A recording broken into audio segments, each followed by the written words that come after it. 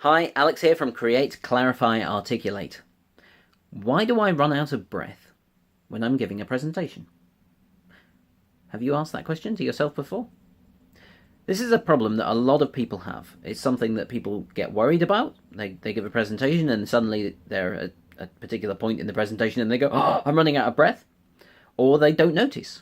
And they maybe watch a video of themselves afterwards and go, "Oh my goodness, I'm gasping for air the whole time." And I think that this is something that a lot, if not everyone, has experienced at some point. I've certainly experienced it. And I really think that it happens basically just for one reason, which I'll tell you about in a moment.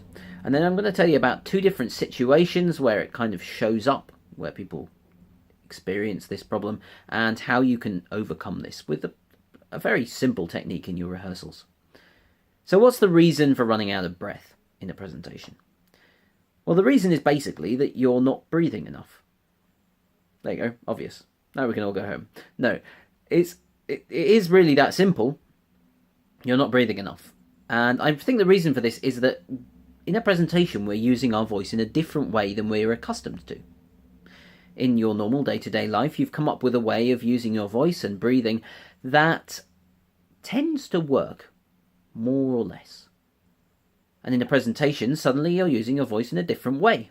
You're up in front of people, you're maybe speaking louder, you're thinking about things, you're probably nervous, and suddenly our habitual ways of breathing, they don't suit the situation anymore.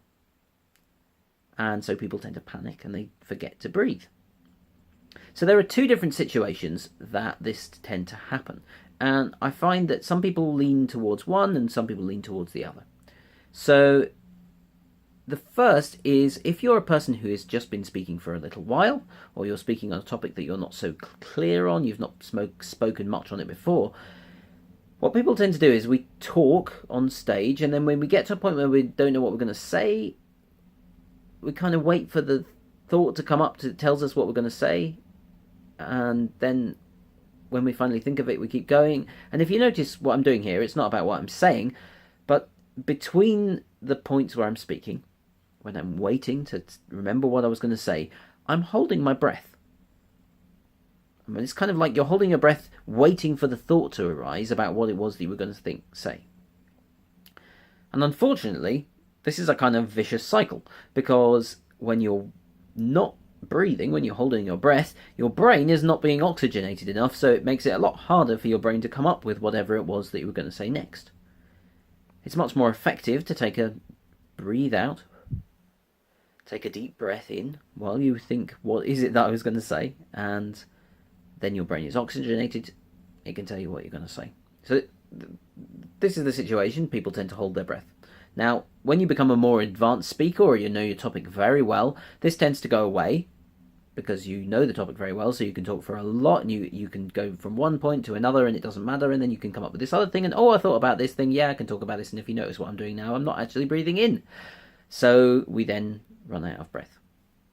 And what happens in that situation is, if you're a very eloquent speaker, you've talked a lot, you can string together a whole load of great different ideas, and then at some point you're going to go and gasp and then keep going. Now, maybe people won't notice, but as soon as you start noticing that, you go, hang on a second, I'm gasping all the time when I'm on stage. So those are the two situations where we tend not to breathe. We tend to forget to breathe. One, you hold your breath because you're trying to think what you're going to say next. The other, you just keep talking and then forget to breathe. Now, the solution to this is quite simple. Just breathe a bit more. But okay, that's not so easy to... It's easy to understand, but it's not so easy to put into practice. Well, the way to put it into practice is to introduce it in your rehearsals. So hopefully you're rehearsing your presentations quite a lot. I certainly recommend it. And I would say that at least once or twice, when you know your content well, rehearse just thinking about where you can breathe.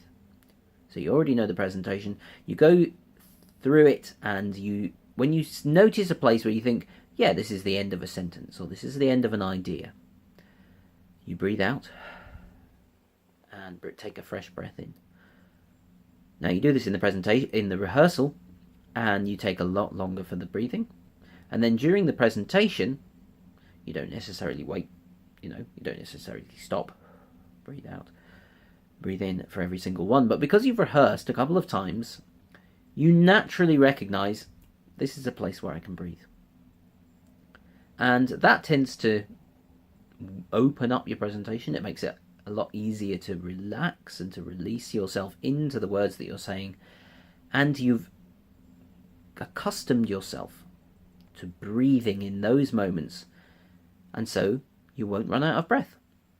So that's it. It's a very simple tip, but it's very effective, especially if you're the type of person, as many of us are in some situations, where you find that you've run out of breath.